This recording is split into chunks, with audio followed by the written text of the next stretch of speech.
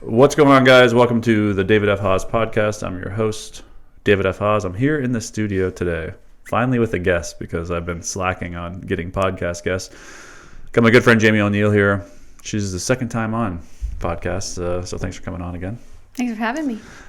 Jamie is a myofascial stretch. Is that right? Did I say that right? Yep. Which she's amazing at. I've had multiple stretches from her. She's also a personal trainer. She's launching her own coaching business. She has a new business that she's going to be launching soon called My Movement Method Incorporated. Right. But Jamie and I have kind of like been on this path. Sorry, I'm playing with the volume a little bit. I think I got it sorted out now. On this path of whatever you want to call it, spiritual growth, Healing. soul healing. Yep. Yeah. We've been on this path for a while together, and we've both made some like really interesting observations, and that's what we're going to talk about today.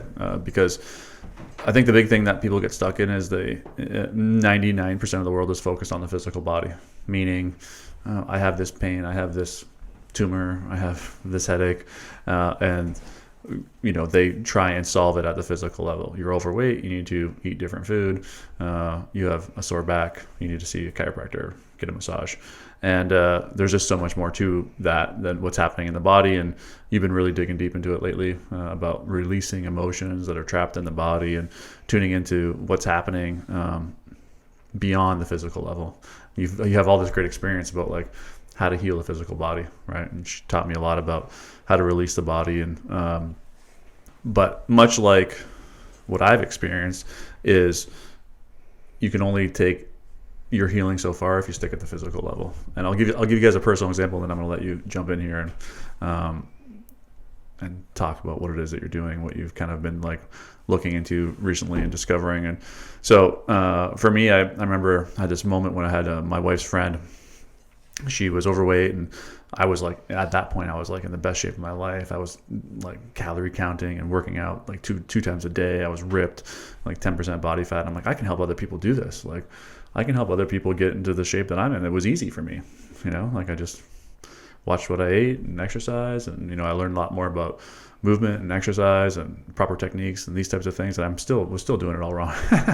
But anyway, so I'm like, naturally, when you learn something new, you want to help people. So I offered to Bree's friend to say, hey, let me train you, like just for free. Like, let me just, help you out. And so right away, she like experienced great results. She lost like 50 pounds in like 3 or 4 months, and things were going great. But then we hit like a roadblock, and I couldn't take her any further. Now this is about like 15 years ago, maybe 10, or no, not 15, 10 years ago.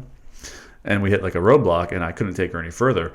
And it was because of what was happening at the emotional level, right? And so the physical level will only do so much, and then you have to go deeper. And that was actually the catalyst for the creation of like my coaching system, was because I recognize that you can only help people so far at the physical level. And in order to really heal, you need to go emotional, mental, and spiritual. And a lot of where I focus most of my energy is helping people heal at a spiritual level, because once you heal at the spiritual level, you usually heal at all other levels. So this is what you've been learning and teaching and practicing. So what is it that you've kind of like learned about how emotions are being trapped in the body? So we're all here as a physical being having a physical experience. So our physical body healing is extremely important. But a lot of times we forget or are unaware that we are actually a spirit, like a soul entity, using our body as this experience. So we have our soul level, we have our physical level, emotional level, and so on. So a lot of times when I know you do a lot of coaching on the spiritual healing, and my main focus is the physical healing, but you need both. They need to coincide with each other. So for example, I would say through the last decade, if a client comes with arm pain or shoulder pain, I could do everything possible on the physical level, get all their mobility back, their stability back, their strength back, and the shoulder can work 100% in proper function and still have pain. So why? Obviously, something is going on that we don't see. So many times people go to the doctors and all the results come back negative. Like, we had an MRI, we had an X-ray, we had an ultrasound, but there's nothing going on in the body. And so what is it? So over the years, we've realized that there's some type of emotional blockage or something you need to heal emotionally or spiritually that links to your body. So every single part of your body represents something, and each little part in that also represents something if you want to go really deep. So there have been times where, for example, the hips. So a lot of people have hip pain, and hips represent a new life change or a fear of moving forward in a direction of life. Okay, there's more layers to it, but that is the main basic one. I have had people come to me with hip pain, do session after session, get their mobility back, get their strength back, but then still have pain. So I would need to do an energy clearing on them or have them become aware of what's going on in their life at that time or when the pain started. And so for some people, it's 20 years ago. So we send them back. What happened 20 years ago? Oh, I was afraid to leave my job.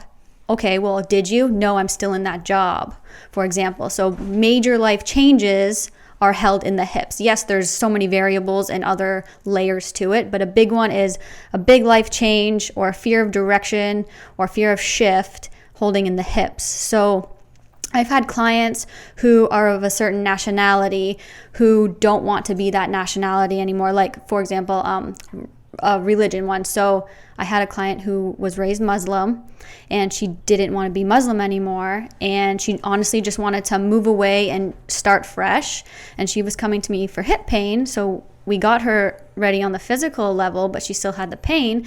So as soon as she decided to like talk to her family, like, this is what I want, this is like my truth, this is not right for me in this lifetime, I haven't seen her in like 6 years for a session because she healed, because she realized what was going on in her life around that and moved past it.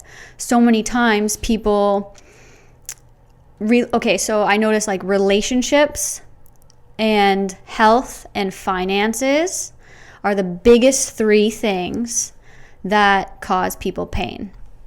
So I'll stick with hip for a second. So I've had a lady come to me with hip pain, and I'm trying to get to the root, like why, like what emotionally is happening in your life. And she was getting ready to leave her husband. She wasn't sure if it was the right decision. So anyway, she left her husband and she hasn't had hip pain. Or I was working with a varsity athlete, and at the beginning of the year, it's her first year, and she comes to me with hip pain over and over again. She's going to physio, she's doing like her rehab exercises. I'm like, I don't understand, like, you're good to go, so what's going on? So I look at her, and sometimes if I'm doing an energy session on someone, I could tell what it is. And I'm like, are you second guessing your choice to come here to like this university? And she said yes. I said, did you have an offer from another university? And she said yes. I'm like, were you torn between the two? And she said yes. And I look at her, and sometimes you could just feel the truth, and I'm like, you are at the right spot, you are exactly where you're meant to be. It's her 3rd year, she hasn't had any hip pain. Yeah. And sometimes you just need that reassurance. Yeah. And then that's what I want to jump in there and talk about, like how I think a big trapping, I guess, of like modern medicine or whatever we want to call it is that we get wrapped up in the limitations within those belief systems. Like, you have hip pain. Oh, you need a hip surgery to fix that pain, or it's a chronic issue. You're never going to heal from the arthritis. You're screwed. Like there's no cure for arthritis, right? You're going to get arthritis injections or whatever the heck they do to you to try and solve these. But when you get beyond the physical and you get to the spiritual, then literally healing is unlimited, right? And it's like anything that you are suffering from could be healed in an instant. And it's really hard, like even still with all the work that I've done, like I still doubt it, right? We were talking about my back. I kinked my back at the gym the other day, and like this is a kink that I was seeing you for 4 years ago or whatever it may be, and it's still there. And it's like, okay, well, what's really going on here? It's like at the physical level, I'm great, but there's still something happening probably at an emotional level that is causing this reoccurring pain. And like you say, it's like if you really get to this place of, I guess it has to be a complete, like almost surrender. It's like what we were talking about earlier before the podcast. It has to be a complete surrender and trusting. But sometimes it doesn't even have to be you don't even have to surrender it. It just has to, the awareness of whatever it was that you were holding on to comes to the surface. And that awareness alone is enough to start the healing process. And that's, I'm assuming, what's happening with your clients. It's like, because you're going, yeah, sure, you're doing the physical stretch or whatever you may be doing on them, but you're also connecting to them at a spiritual level. And you're saying, oh, this is what's happening. And as soon as that awareness comes into them, then that's usually when the body begins to release, is what I'm guessing. Oh yeah, as soon as it comes up, they already naturally feel like, oh, relax, like relief, like permission to heal. So pain in our body is a message, and it's not just a message for the physical body. It is, and it's also spiritual. So I know we talked about how a lot of people are healing the physical body and neglecting the spiritual, but I have seen a lot of people who do their meditations, who are very spiritual people, but they don't move. They're not going to work through their pain either. You can't just wish it away. And there are healers out there who hold a very, very high level of consciousness and vibe so high that they can do that. We have to keep in mind where we are at. So if you're trying to sit in a meditation to wish your pain away, great. But did at any time something pop into your head to tell you to move? Because that's the answer to how you're going to help get your pain away as well. So a lot of times in our body, we have, let's say we kind of tweak our back, for example, and let's say this is 20 years ago, and after a day it loosens up, we're good to go. And then a couple months later, it lasts for 3 to 5 days, we're like, oh, okay, not too bad. And then a couple months later, it lasts for 2 weeks, and we're like, wow, what's going on here? Like, where'd this come from? And then maybe you're good for a couple years, then 5 years later, you reach for a box of Rice Krispies and you completely throw your back out, it's seized, you're off work for 3 to 6 months. And you're like, where'd this come from? It came from nothing. I literally did nothing for this to happen. No, you didn't just do nothing for this to happen. This has been going on for years, but you were not listening to those whispers and you're only paying attention to the scream. No way does anyone hurt themselves from reaching for a box. Okay? More happened before that. So it's time we need to get honest with ourselves. Like, a lot of people don't know that your body and your mind and like that voice in your head tells you so much information before you actually hear it. And I like to call them the whispers. So this morning I felt a little bit stiff, like in my backside, because I had done a workout. So I spent time rolling out this morning. When I say rolling out, I mean self trigger point release, because I don't have a massage therapist following me around 24/7. So I've learned how to do it myself. And if I let that go even 2 days, instead of it taking me 5 minutes to release today, it's going to take me a half an hour, then an hour, then it's going to cost me money because I'm going to need someone else to do it. And then maybe I'll have to take a day off work, but it accumulates over time. And if we start paying attention to not only our body, but our whole life around us, what is actually happening emotionally, what is actually happening physically, and we learn to heal that as it is coming, we wouldn't need the surgery. We wouldn't need to take that time off work. We wouldn't need X, Y, and Z. So it's very important to have self-awareness. And self-awareness is very high emotional intelligence, where everyone can learn it and everyone can strengthen it. So this isn't just for some people. It is for 100% of us. 100% of us. And we are all meant to learn how to use it.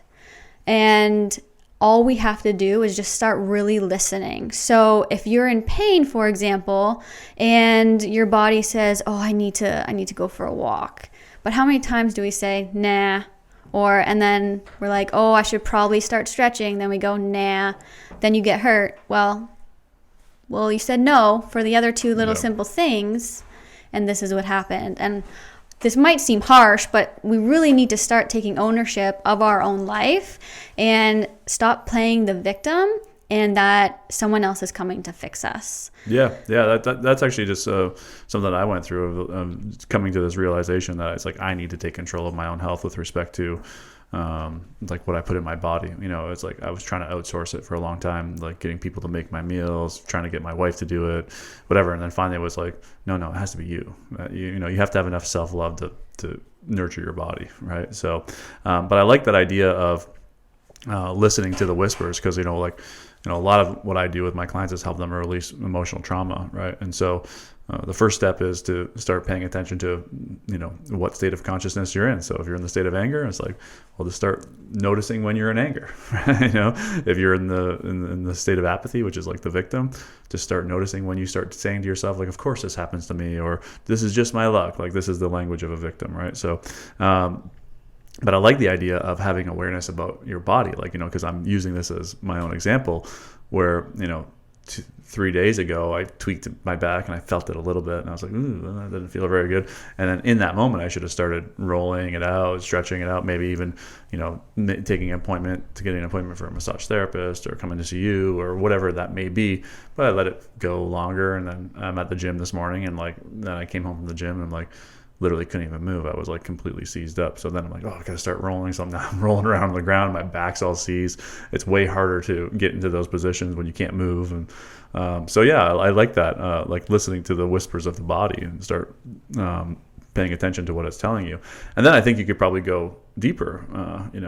It's like when you really get outside the circle of what you could tap into what it is what emotional connection that pain is associated with, right? And a lot of times what I tell my clients is that if you're being triggered throughout the week, or you're judging other people, these are like windows or doors to be able to walk through to say, like, what's really going on here? Like, why am I so angry about this situation? What is it that I'm still holding on to, right? Because we know it's never about what's going on out there. It's always about what's going on in here. So it's even with my injury, it's not that it happened out there at the gym. There was more going on, that led to my back tweaking here, right?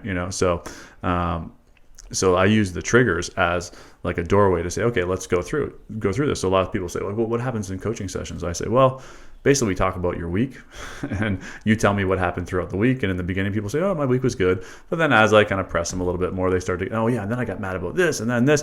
And then every single one of those is a doorway that we walk through to get them to the source of where all of this anger began in their lives and what they're still holding on to. And usually there's some sort of sadness underneath it. And so we use that. So I think that you're kind of describing the exact same thing, which is like, listen to the whispers of the body. Oh, yeah. And like anger, for example, anger shows up in a lot of our body. So anger is in our joints. So if you have achy joints, arthritis, osteoporosis, anger also surfaces a lot on the skin. So if you have a breakout, if you have rough patches on your skin, a lot of people can feel them on the backside of their arm, like on their tricep. If you have different skin discoloration, if you have a cut, if you cut your finger, like cuts are also like, that's a surface of the skin. That is a burst of anger. Anger shows up so much in the body that if we say we're not very in tune with spirituality and we don't really know what to do, especially like your clients first coming to you, Dave, they're just getting introduced to this. The best gateway is our body. What do you see? Oh, do you see kind of bags under our eyes? Okay, well, what does that represent? Oh, is your left knee a little sore? What does that represent? And that could be a good emotion to start with and then go from there. Like everything is so interconnected that yes, once you become Buddha or you become a very high spiritual leader or coach or healer, you can heal the physical body through spirituality. However, 99.999% of us, we're not there yet and won't be there in this lifetime. It's just we are gaining as a collective, higher collective consciousness. We're just not all at the highest yet. We have come back to this earth for a reason, and a lot of it is lessons, and a lot of it can be found in our physical body. So if you find yourself wanting to heal, or you feel like, hey, I just feel angry all the time, well, it's going to be surfacing somewhere in the physical body. You're just not aware of it. And our physical body tells us so much that if we started learning what each part of the body represents, we could look what's going on in our subconscious mind, might not even be conscious, like we're not aware of it, and you can start healing from that. And it's also vice versa. So there have been times where people are very, very stressed, so they go to the gym, they release. Yes, your body is made to move. You are moving out that emotion. So a lot of people meditate and they energetically move out the emotion. Movement is how you're going to move past something.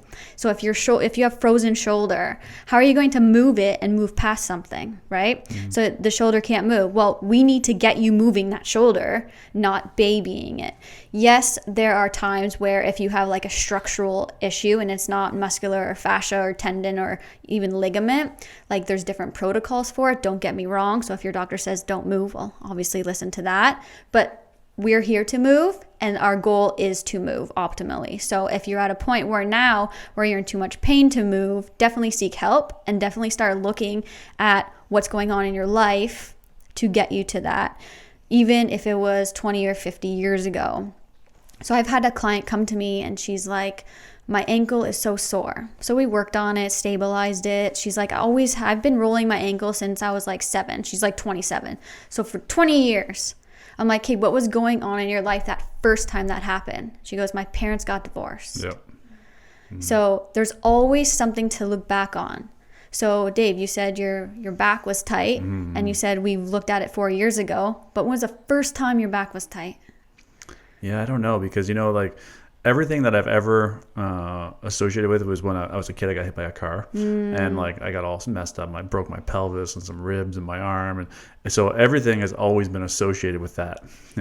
So like any physical pain that I have is like, well, it's because I got hit by a car as a kid. And so that's another thing that brings up, is that a lot of times what we learn from doctors, from coaches, from whoever we're talking to, those things can become programs as well, right? It's like, yeah, we just expanded our circle a little bit more, right? So, but now we're trapped inside that circle, right? And when the solution might be way outside of that circle. So, one of the things I tell my clients is, like I say, just be careful of what you're learning doesn't become a program. So an example of that is like a lot of what I teach is like acceptance and kindness. And so people go around and they start accepting everyone for who they are, and they start being kind to everyone, but then they start getting walked all over. And I said, I never said let people walk all over you. I said, be kind and accept why they're doing the things that they're doing, but don't allow them to walk all over you, right? So acceptance and kindness seem like really great spiritual techniques, and they seem like they calibrate really high, which they do.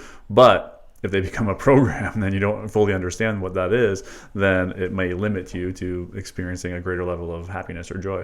So that's exactly, I think, what's happened as we're talking here with my car, getting hit by a car as a kid, was that, everything has been associated with that up until this point. So I'm sure that's where a lot of injuries stem from. And even at the car accident, even getting hit by the car, there was something going on there when I got hit by a car as a kid. So I was playing in the ditch because I lived in the county.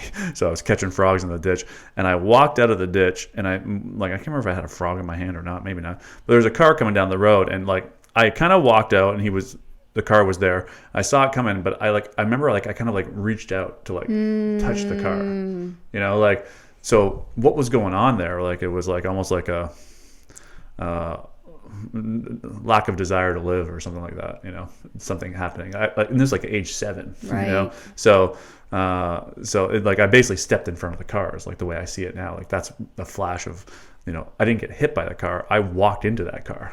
Right. So what was going on that I walked into that car, at 7 years old. And so now obviously this is something that it's probably been in the karmic field for me for a long time, which is actually something that I had to overcome, which was apathy, the victim, being the victim and,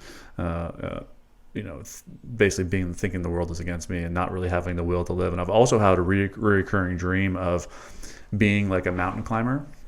So I'm assuming I was a mountain climber in a past life, and so, but being on a ledge and having to hang on really, really tightly, and then just being I can't hang on anymore, and just letting go and dying, right? And so I don't know, maybe I'm making a new discovery here, but there's some sort of past life trauma, something of not having the will to live, right?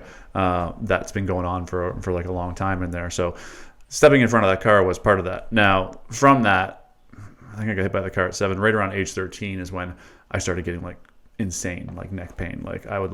My neck would get kinked to the left, and I literally could not move. If I lifted my neck one little, it would be a pain right through my whole entire body, right? So all of that was around the age when, my mom died when I was 9, and so there was a bunch of trauma going on there. So yeah, sure, I'm sure that's it's all in there, but I haven't been able to pinpoint specifically when this back pain started, like in the center of my back.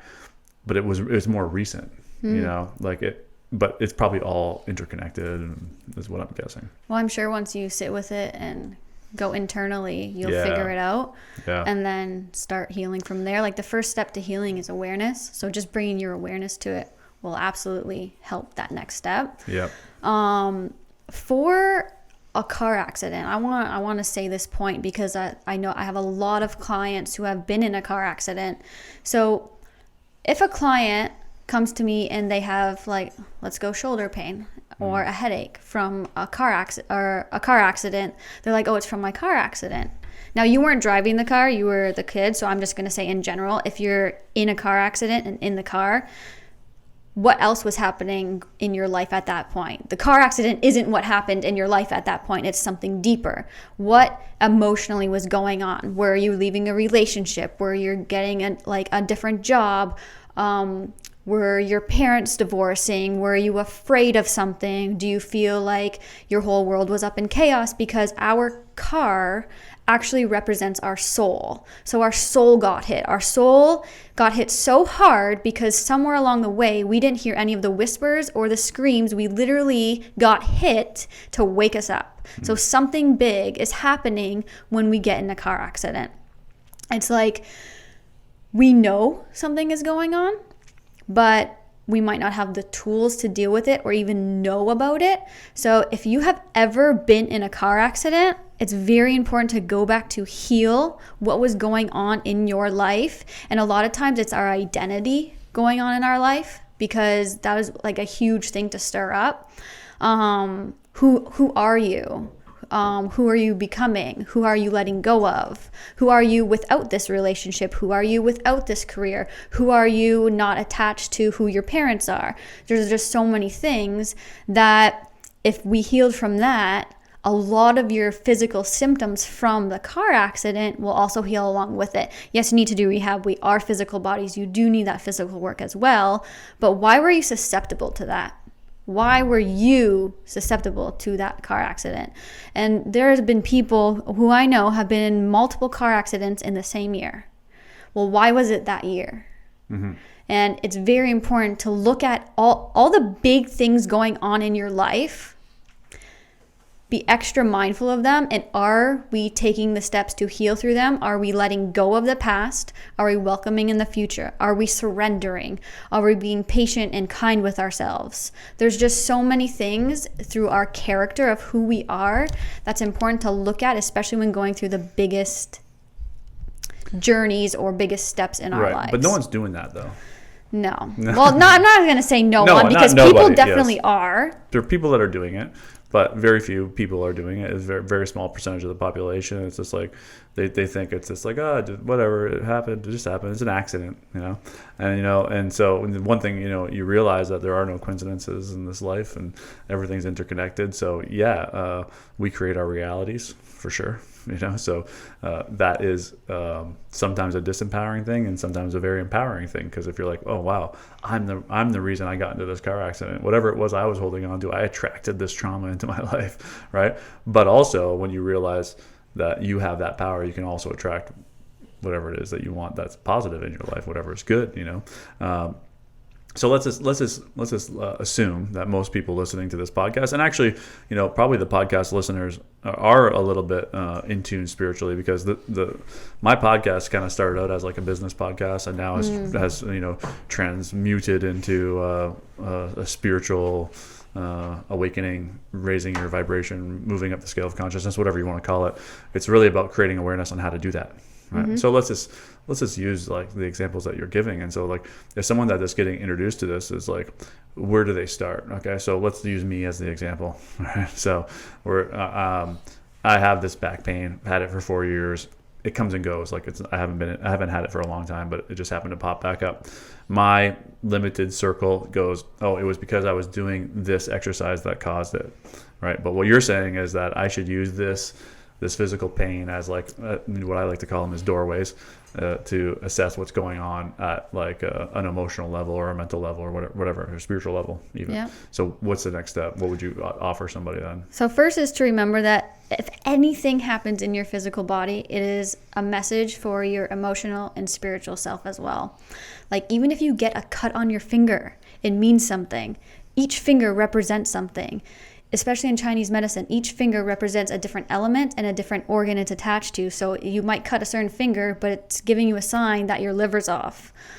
Do you know what I mean? Like that's way in depth, but let's use you for an example. So your back, first you are a physical being, and until you get your range of motion in your back, that'll probably keep coming. So the more spiritually you heal from it, the more you're going to be willing, ready, able, and willing to do the physical work as well to get that range of motion back.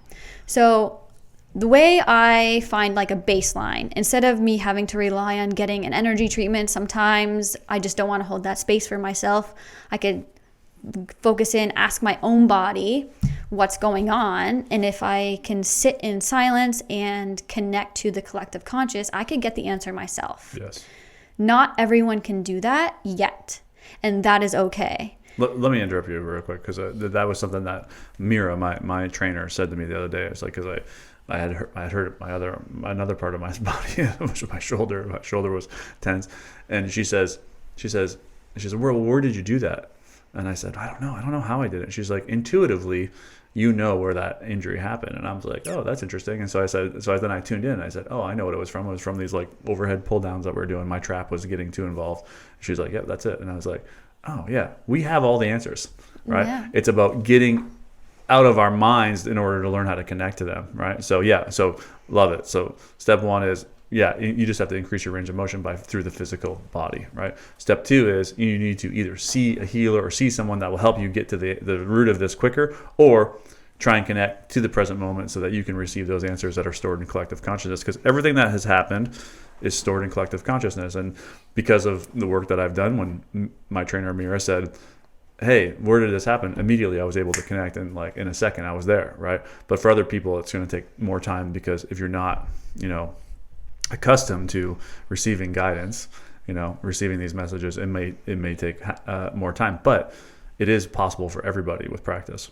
Yeah, and sometimes if we're in pain, we don't even want to sit in our own energy field because we can't get out of our own head even, and that's okay. And maybe you don't know a healer, or you don't believe in it, and you want to start somewhere with like self-help. And I recommend reading. So Indigo, my favorite store in the world. Sometimes you just go, and sometimes you look at a book and I'm like, I need this one. Before I even look at the title, what are you drawn to? So whatever you're drawn to first in regards to healing, start there. That is correct. Trust yourself. Trust that is your first stepping point.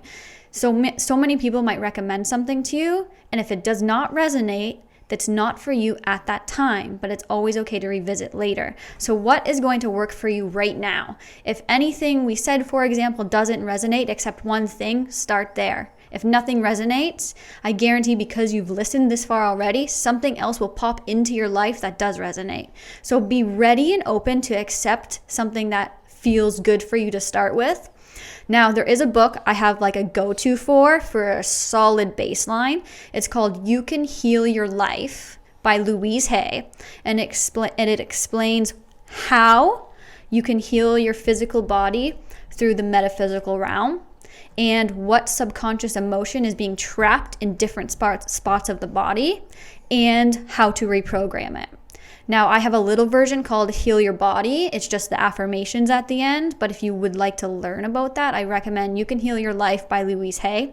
I know Indigo has it, and they get more in stock because I've bought them out of stock several times. So I know they get it. You could get it on Amazon. It's probably about a $25 book. I'm pretty sure it's on Audible too for the people that like audiobook. But if that also doesn't resonate with you, something will. So pick what feels right to you.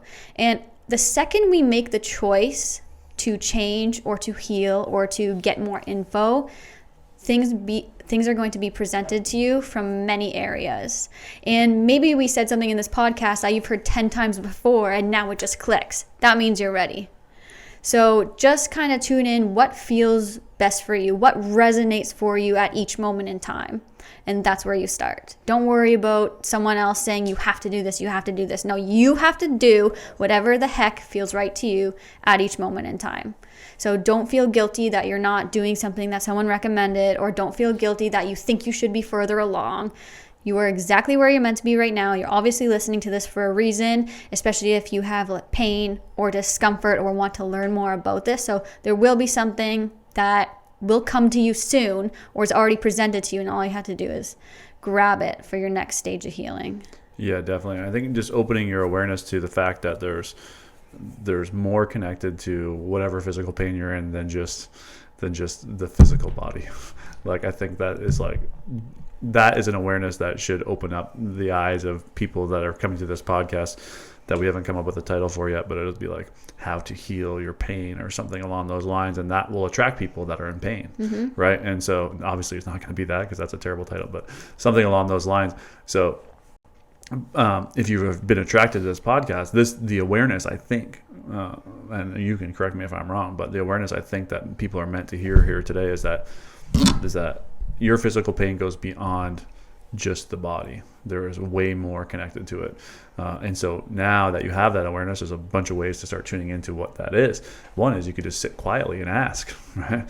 Say, what else is going on here? Because before this podcast, you may not even had that awareness. And now just by opening up that awareness is like you just opened a door to another universe, essentially. And you're like, whoa, my circle was once this small, and now it's, this much bigger, because I've now created this awareness that there's more to it than the physical body. And I think as North Americans, especially, we get wrapped up in modern medicine, and we think that it's the be all end all. And I think it does keep us trapped in like a circle, a limited box that could limit our healing. If you like for example, if I went to the doctor right now with my back, I said my back's all seized up, what's he going to do? He's going to prescribe muscle relaxers for me, right?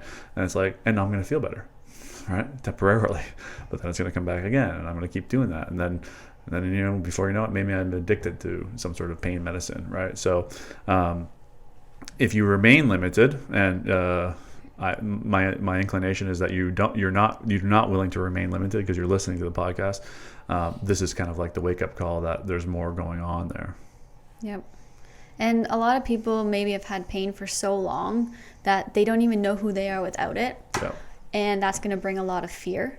Yeah. Fear of, who am I without this? Okay, I haven't been out of the country in X amount of years. I'm afraid, am I allowed to? Am I able to? There's so many things that will surface. So it's really important to acknowledge what you're feeling, sit with it, and then just have self-love around it. And no one is meant to suffer. Not one person is meant to suffer, no matter what you have done in life. If you think it's your karma or you deserve this, you do not. That is not how this works. Not one person on this planet is meant to suffer. And if you needed that reinsurance, then I hope it resonates with you and you start to believe it. A lot of us have probably been on and off healing for so long. We've had pain, then we slowly get better, then we're like, ooh, do I deserve to feel good? And we might have a subconscious program running of self-sabotage. So it's important to kind of notice the trends, notice the habits. What keeps happening to you? Do you get to a certain spot and then get knocked back down? Or are you afraid to heal because you don't want to go back to your job, and right now you're off work because you're in pain? But every time you feel better, you're like, oh, that's one step closer, going back to a job I don't like. Okay, well, you're in pain because your body's trying to tell you that you need to find another avenue of revenue and another way to have income and possibly another career, because your body is screaming no to the job you don't want to go to. And I guarantee that is a massive piece of why you're hurt in the first place. Somewhere along the line in your head, you're like, oh, I just don't like my job. I don't want to be here. I'm stressed. I'm depressed. This isn't what I want to do. Somebody give me a sign. So you were given a sign and you got hurt. That was your sign. And you're still going back to that job? No way. This is your sign. You're off. Look for another. You could do affiliate marketing. You could do so much stuff online. You could sell someone else's program. You could go on Fiverr, Fiverr.com, and edit people's essays. There's so many options, and you can work from home. All you have to do is be open to accept them. You don't have to go back to this job you don't like. Or your body's going to end up going whirlwind down, one problem after another. That is telling you something. It's time to listen to that. That is not resonating with you. And if you want to heal, the second you get clear, like, oh, I don't have to go back. Me healing does not link to me having to go back to work. So take that link away and you will heal faster and you'll get more clarity on what you are meant to do, and things will be falling in your lap. Yeah, I definitely believe that God, the universe, infinite intelligence, whatever your belief is in a higher power, is constantly pushing you in the direction of your like maximum potential, and for you to be in a state of joy and bliss. And sometimes it does so like by like literally tripping you up, meaning you got back pain. That means that you need to lay on the couch for a week, and because you've been going too hard. Right? Mm-hmm. You had a heart attack. It's like, well, that's the sign of saying, hey, you're stressed, even though you feel like you're not stressed because you've been numbing it down with alcohol and whatever else, but like you're stressed to the max, and like now your body's finally saying enough's enough, right? So sometimes the best thing you can do for people to help them is Hawkins used to say this: the best thing you can do for an alcoholic is give them a case of beer. It's like the sooner they hit rock bottom, the sooner they're going to have these realizations, right? And so so the other thing I think that's important, and we were talking a little bit before we started the podcast, is about this idea of surrender, and this idea of giving it over. And a lot of what we're talking about is like action steps that you can do to control your pain. But there is another element of healing, and which is like turning it all over to God, essentially, right? So when I say the word God, again, you can just fill in your own higher power, but this is something that I've experienced recently, and I was telling you about it before the podcast, but I'll repeat it here quickly. Is that recently I've like become free of like drinking pop, and I'm still eating sugar, but the pop thing was my killer. And I finally got to this point where I was just like, enough is enough. Like, I don't want to try and figure this out anymore, because I had done healing work on it. I had done inner work on it. I had meditated, asked for answers, journaling. Like I probably tried quitting drinking pop like 100 times, like literally over the course of my life. And then finally I just got to this point, and I actually came to me because I was doing this exercise with my group where I was write out 20 things that you're looking for help with, right? So we all wrote out 20 things, and I made the list, and then I was doing that same thing with my other group 3 weeks later. And as I was doing it, I was reviewing, as they were writing out their list, I was reviewing my list from my previous group. And what I recognized was that 15 out of the 20 things that I wrote on that list that I was looking for help with had either been answered completely, or I had gotten more clarity on them, right? And I was like, whoa, like this surrender thing works, right? Because what I did, I have them write out the 20 things, and I say, at the end of these 20 things, I want you to create some sort of statement, which is essentially, it'd be your own statement. But I basically said, I've tried to figure all this out on my own for too long. It's like, I surrender all of this over to you. For me, it's God. And if it's in the highest good, please bring clarity or answers to these problems in my life, right? So something along those lines. I say, you make up your own. It doesn't have to be specific. But basically it's saying, I'm done trying to figure it out. I now give this to you, right? That's the long and short of it. So now I have this realization that 15 out of my 20 things gets answered. I'm like, oh, this works. So then I started doing it with my other clients. And then I put a note in my calendar to remind them on our one-on-one call to recheck their list. They pulled out their list, and they're getting like 7 or 8 crossed off. And I'm like, okay, like this surrender thing is real. Like this is the be all end all. And which is kind of funny. It's because I've always known that the primary book that I refer to, or whatever that word is. What is that word? Refer, I guess. To Reference? People? Reference or offer to people, like when I give to people. I can't even think of the word. Wow, blank. Anyways, doesn't matter. Is letting go. And letting go, the book Letting Go, is the pathway to surrender, right? Which is the pathway to enlightenment, essentially, right? So finally, I get to this point where I'm like, okay, this surrender thing's working, right? So I'm like, what's my number one challenge? And this is also what you're talking about, is start with your struggle or start with your pain. Like, where are you struggling in your life? Is it your career? Is it your relationship? Where are you in pain in the physical body? Like, these are doorways, windows. So my struggle was pop. And I said, I want to be free of this, right? So I basically said to God, I said, I'm done. I don't want to try and figure this out for another second, right? And then the first thing that comes into my awareness is that if I give this over to God, I'm going to get fat. Like that was the first thing that came to my mind. And so then I had to give that over to God. I had to give that resistance over to God and say, no, I trust fully and completely that you're going to resolve this for me. Right. And then after that moment, it was because it was a true surrender. It was a complete and utter surrender. I felt so much lighter and just more calm and at peace. And then for like 2 weeks straight, I just ate whatever I wanted. I drank all the pop that I wanted. And every single time I drank a pop, I enjoyed it. Whereas before, every pop was ridden with guilt, right? Riddled with guilt, right? So I couldn't actually enjoy it. So then I'm enjoying these pops. I'm like, this is great. And then as I release that resistance, some awarenesses start coming into my consciousness. And one is that, making food is not that difficult, which I had a belief that it was. One is that the second one was that I had to take control over my own food. I had to be the person that was nourishing my body, like I said earlier. Another thing was that my focus was spread like way too wide. I had multiple things going on, and I needed to get focused on one thing. So I made some decisions to move in that direction, and all these things happened. But finally, the last thing that happened was I got on the scale and I weighed more than I ever had weighed in my life. And that was the moment. That was like I said to you, it was like literally like a switch went off. And that was like, oh, I'm ready. I'm ready to like just change all of this and be okay with it. And so I made the decision. I started meal prepping that Sunday. That was on Thursday. I started meal prepping on that Sunday. I've been going strong now for 3 weeks. Now, granted, it's only 3 weeks, so we don't know. But the cravings have been like minimal. I feel at peace. My Aura Ring, which is like a great tool actually to look within what's going on in the body, I'm getting like 93%, 93 scores out of 100 readiness ratings for like how I'm, how ready I am for the day kind of thing. And I'm like, oh man, this is it.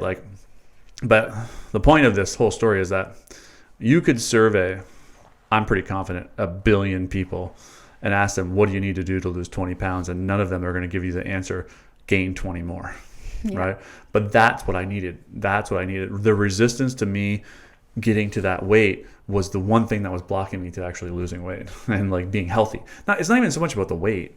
It's more so about being healthy, like I just wasn't healthy before, and so now I feel like I'm like really healthy. I feel clearer. I feel how like I have way more energy. I'm sleeping way better. It wasn't so much about what I looked like, although there's an element to it. And so I'm like, wow, this is the power that really exists, so that would be the thing I would suggest, the other step that people could take. But the concept of surrender, like, I don't think I really grasped it for 15 years of doing spiritual work until like recently. Like I kind of got it. I got it that it wasn't giving up, it was giving over. But what it really truly is a full and complete trust that God, the universe, infinite intelligence will solve that problem for you. So it's like if you're in chronic physical pain, instead of trying to figure it out, one of the things you could do is you could completely turn it over. Now, a lot of people think, well, then you're not going to do anything. No, you don't not do anything. You just start getting connected to the things that, weren't in your awareness, And so, when it came to me that I can make my own food and it can be easy, then all of a sudden my awareness has opened up and I start seeing like meal prep videos and like I start paying attention more to these things. I'm like, oh, I can make that. That would be really easy and delicious, but before my awareness was closed to that, right? So it doesn't mean you're not going to do anything. It means you're probably going to actually end up doing more, but there's going to be no effort or grind or hustle or any of that. It's just going to be like this flow. And that's what I've basically experienced, like I've never meal prepped for 3 weeks straight, never in my life, right? It's like I do it maybe once and I fall off, I jump back on, I fall off, never do it 3 weeks in a row. So it's like something has 100% shifted. So I don't know, do you want to jump in there and talk a little bit about surrender at all, or like how that would relate to pain in the physical body? Or so a lot of times, like when we say surrender, a lot of people don't really know what we mean, especially if they haven't been coached or taught how to or read letting go.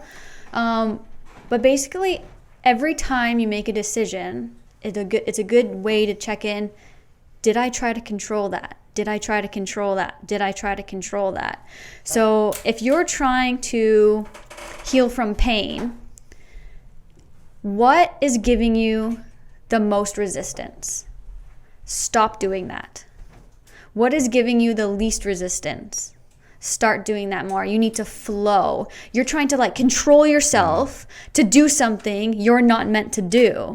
Right. And trying to control that outcome.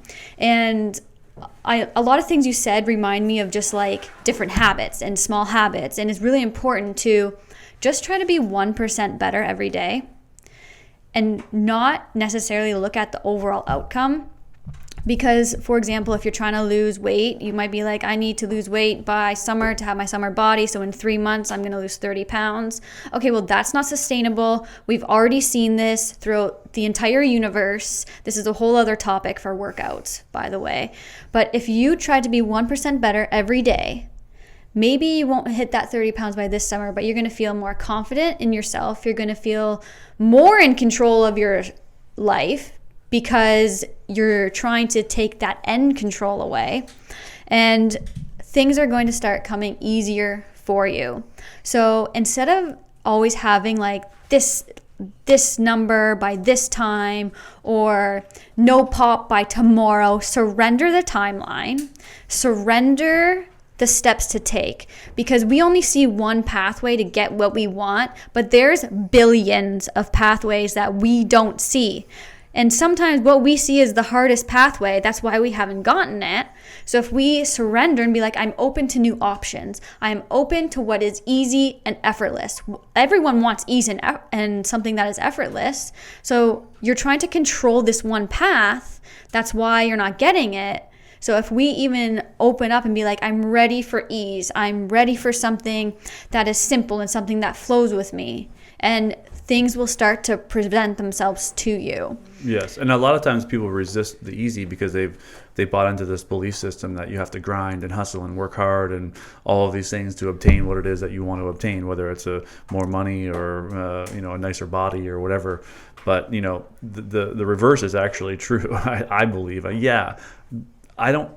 Like if someone looked at me from the outside, they would think I'm a hardworking person, right? Like they see how many hours I work and they say, you work hard and that's why you're successful. And it's like, well, actually, I don't really feel like it's that hard of work. Mm-hmm. Now recently I've kind of fallen into that, but I'm starting to flow again now that I've started to get focused. So I think a lot of people get tripped up on like this. These spiritual people are like, they don't want to do anything. And no, it's not that at all. It's like, we're probably going to be more productive and do more because we're flowing as opposed to forcing. Forcing is what prevented me from getting the answers that I needed to solve this pop issue for 30 years. Right? Yeah. So it's like once you start forcing, then and you start to say like, what is the easiest thing that I could possibly do? Now maybe that may lead you to like an awareness that I had, which was like, oh, I weigh more than I ever weighed before, and that was the wake up call that I needed to like do everything and flow all into it and actually be excited. Like I'm actually kind of excited to meal prep on Sundays, like, so it's just a whole new level of understanding, of awareness, of clarity, I guess is what came to me. And it all came because I stopped forcing and I just kind of like gave it over. So I think, the surrender thing is a real difficult thing, but what I basically tell my clients is I say, write out the thing that you want to surrender over to God, and I say, now who would you be, right, if you really truly surrendered? We can do it with you as an example. So what's the one thing that you've been really trying to focus on to like change in your life? I would say more time freedom. Okay, right. So if you truly believe that God or higher power of your understanding was going to bring that into your life, you really truly believed it, right? It's like, who would you be today? I would be someone who practices time freedom. Yeah, you would be relaxed. Yeah, so you become that field, and that's the power of manifestation. I know these are things that you already know, but I'm just using it as an example. So it's like, who would you be if you really truly believed that you were gonna lose that weight? Who would you be? Who would you be today if you really truly believe that in a year from now you're gonna be a millionaire? It's like you would be a completely different person. You would act completely different. And so once we start, if we really truly trust, then we can start being that person. Like I've been playing around with this thing about $10 million, and it's like, if I knew with 100% certainty that I was going to have $10 million at the end of a year, right? It's like, how would that change who I am today? It would change a lot. I wouldn't be living in scarcity. I wouldn't make buying decisions. I wouldn't say, should I really spend this money? And be like, no, I'm gonna have $10 million in a year. And if you really truly believe it, now I can see like the people listening to this going like, oh, that's scary, right? Because why is it scary? Because you don't believe that money's going to come to you. But if you really truly believe it, you're not in scarcity, you're more relaxed, you're not killing yourself, you're laid back, you're enjoying. How happy are you if you know you got $10 million in the bank in a year? It's like, you're really happy. You're like, just like chill and relax and be like, my life's sorted out, like these are the things that come to me. So I was like, okay, I'm not really concerned about the 10 million. I'm just concerned about the state. Like it's not the goal people are after, right? It's about how you're going to feel by obtaining that goal. And that could be related to pain too, right? It's like, well, I want to be pain-free. That's what people would say. Well, who would you be if you were pain-free? Right. Yeah. And a lot of it is internal in our head. So a lot of times, so this is the brain's blueprint. Everything we tell the brain, it's going to happen. So this is a whole other topic. But if someone's in pain and you're saying, I'm always in pain, well, you just told your brain you're always in pain. So your brain's going to support that and always put you in pain. So like you said, we have to be at the state of we're healed. So we have to tell our brain, I am healing, I am mobile. So when something good happens in the day, like, hey, you stood up without a crutch today. Hey, I'm stable on my own. I'm able to walk. I'm able to move freely. My body is free and flowing. My body is very healthy. My body supports me. My mind supports me. Like you have to start telling your brain all these things so it could happen in actual reality and your body can follow suit. And a lot of the times we stay in pain is because we keep saying, oh, this always happens. I'm always in pain. Or, I've always been in pain in the past, so this is how I'm meant to live. A lot of people have said that to me. I'm meant to live with pain. No one is meant to live with pain.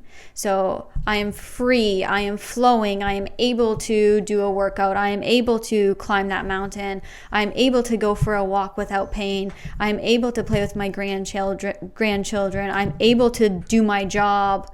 And I didn't say you had to go back to your other job. It's just any job. Right. But we need to start telling our brain and having that awareness inside our emotional mind that we are already at that state of healing. Yeah, and I think what I would add is that those thoughts are associated with emotions, and we need to put ourselves in those places with the power of thought, and then connect it to an emotion that is usually held in the body. So it's like, if you're like, how are you going to feel if you have more time on your hands? You're going to feel like you're going to feel lighter. You're going to feel at ease. You're not going to rush anywhere. You're going to be like just relaxed and calm. So you need to feel that way, right? So it's like, if you do it with my example, 10 million bucks, let's say, it's like, how are you going to feel? I'm going to feel at ease. I'm going to feel secure, right?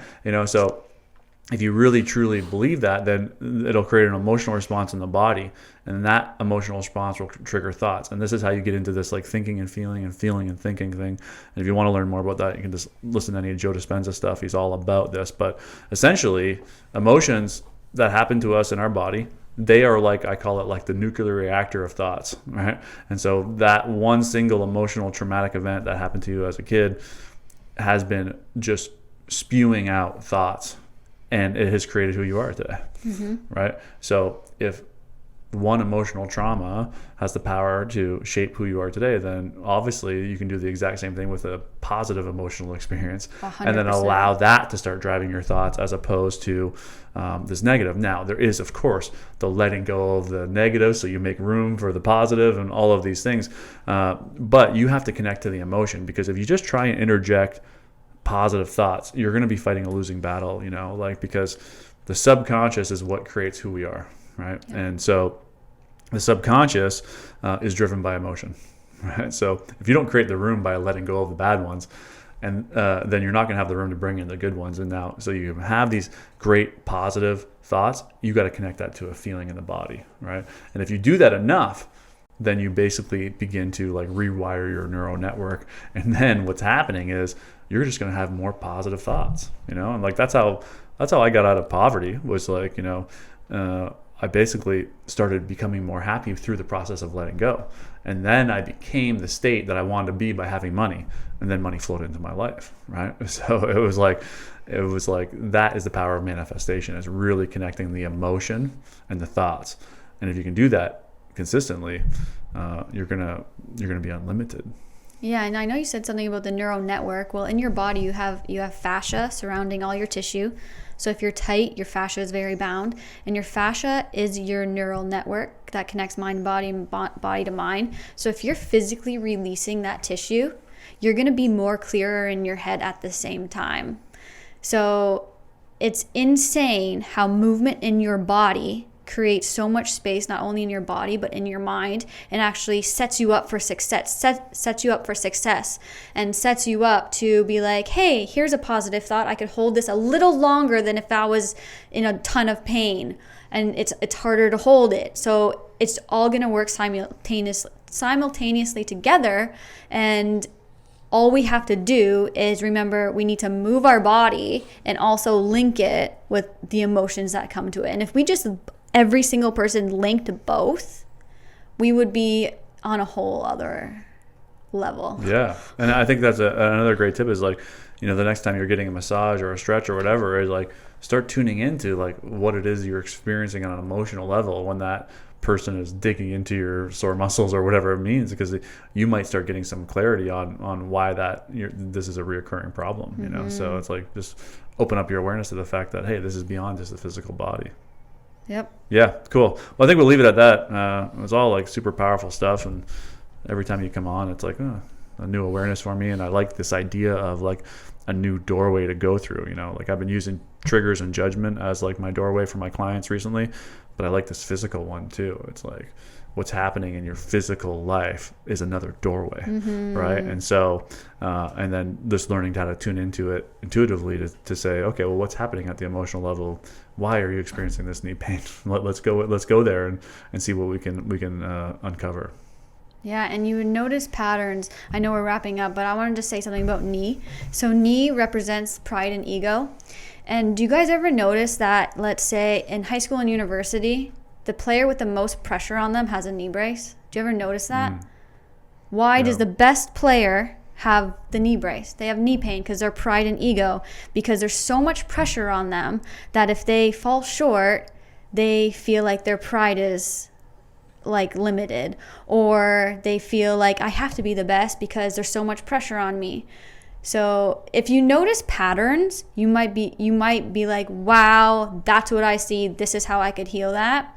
And it's just going to open up a whole new awareness too. So there's so many patterns that you can look at. So if you are an athlete and you do have knee pain, take the pressure off yourself and surrender and just trust that everything's going to work out exactly as it's meant to.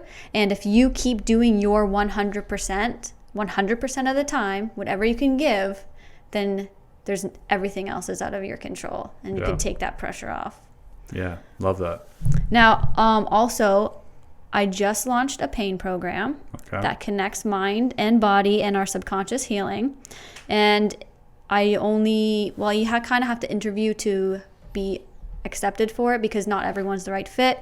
So I do have a coaching call link to see if we're the right fit for each other, if you wanted to post that somewhere. Yeah, definitely. Yeah, we can attach it to this. I just launched it. So this is perfect timing. Right on. To heal the physical and the metaphysical body all at once. Basically, so if you're in pain, we can get you out of pain and then teach you how to stay out of pain, basically for life. Where can people find you? Like, are you on Instagram? Or? Yeah, I'm on Instagram at JamieRaylee_, JamieRaylee_. Someone else had my name already, so I had to add the underscore. Yeah, all good. We'll definitely link you, and thanks for taking the time to come on the podcast, and we'll make it a series. Jamie and Talks with Jamie and Dave. Yeah, thanks for having me. Yeah, no, it's great, always. Okay, so thanks for watching, everyone. If you haven't already, just click that subscribe button, and we'll see you again next week.